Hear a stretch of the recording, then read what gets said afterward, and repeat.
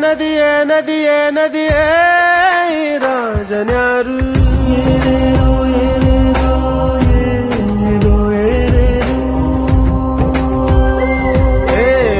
ವಿಧಿಯೇ ವಿಧಿಯೇ ವಿಧಿಯೇ ವಿಧಿಯೇ ಈ ವೀರನ್ಯಾರು ಒಂದು ಊರಿನಲ್ಲಿ ಒಬ್ಬ ಪರಾಕ್ರಮಿ ರಾಜ ಇದ್ದ ರತಿಯಂಥ ರಾಣಿಯೊಡನೆ